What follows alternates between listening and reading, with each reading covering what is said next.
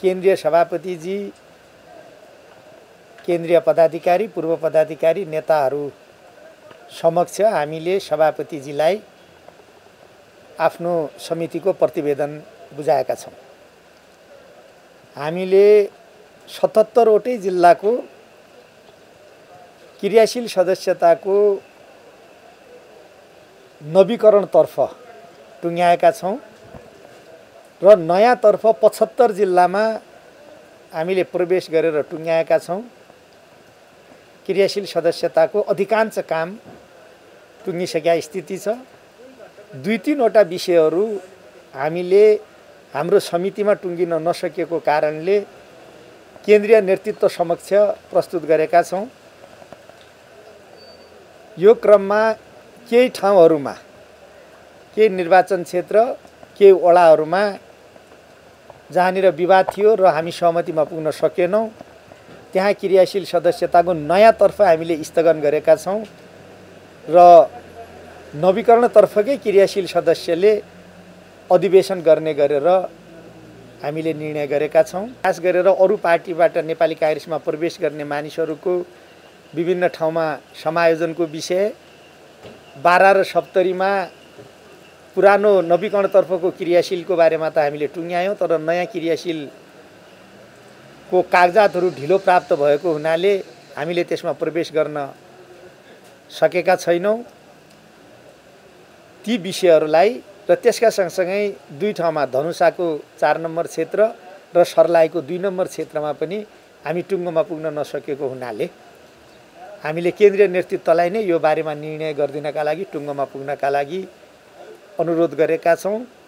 अरू प्राय सबै ठाउँमा क्रियाशील सदस्यता सम्बन्धी विषय टुङ्गोमा लागिसकेका छ र यसले आगामी महाधिवेशन गर्ने विषयलाई सहज पारेको छ। अब महाधिवेशन गर्ने कुरा अगाडि बढ्नुपर्छ भन्ने मलाई लागेको छ। धन्यवाद।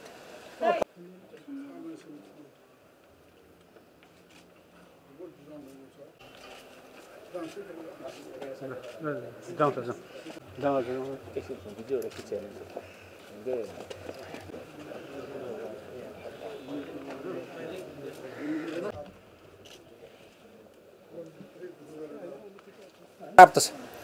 त्यसैले त्यो म्यान्डेट प्राप्त गर्दाखेरि हामीले 6743 वडाका निर्णयका प्रतिलिपिहरू हामीलाई चाहिन्थ्यो। त्यसै गरेर 753 स्थानीय तहका निर्णयका प्रतिलिपिहरू चाहिन्थ्यो। 330 प्रदेश सभाका निर्णयका प्रतिलिपिहरू चाहिन्थे। 165 प्रतिनिधि सभा निर्वाचन क्षेत्रका निर्णयका प्रतिलिपिहरू चाहिन्थे। 77 वटा जिल्ला कार्य समितिका निर्णयका प्रतिलिपिहरू चाहिन्थे। तर ती कुनै पनि निर्णयका प्रमाणित प्रतिलिपिहरू बगैर केवल उजुरीको आधारमा मात्रै जसरी निर्णयहरू भए ती निर्णयहरूप्रति मैले पूर्ण रूपले असहमति राखेको छु। किनकि कुनै पनि छानबिन समितिले गरेको निर्णयलाई वैधानिकता प्राप्त गर्नको निम्ति डकुमेन्टहरू आवश्यक हुन्छ र डकुमेन्टको आधारमा मात्रै छानबिन समितिलाई निर्णय गर्नुपर्छ। डकुमेन्ट बिना गरिएको निर्णयहरूले अब के अर्थ राख्छ, के महत्त्व राख्छ, त्यो चाहिँ प्रश्नवाचक चिन्ह रहेकोले मैले नोट अफ डिसिसन लेखेँ। सबै जिल्लाको त्यस्तो कुनै पनि अहिलेसम्म कुनै पनि ठाउँको हामीले डकुमेन्ट प्राप्त गरेका छैनौँ। कुनै पनि ठाउँका डकुमेन्ट प्राप्त गरेका छैनौँ। त्यसैले मैले त्यसमा असहमति राखेँ। लिखित रूपमा नै मैले नोट अफ डिसिसन राखेको छु।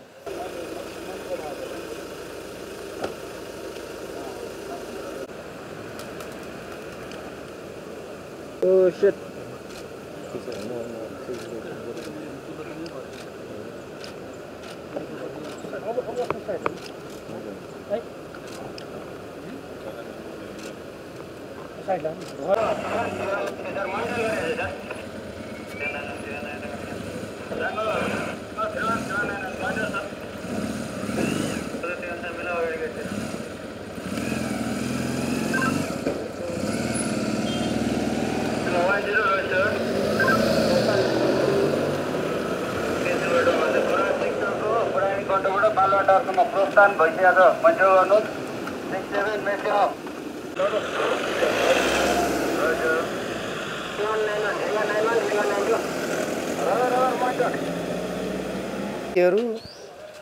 नेपाली काङ्ग्रेस केन्द्रीय कार्य समितिले नेपाली काङ्ग्रेसको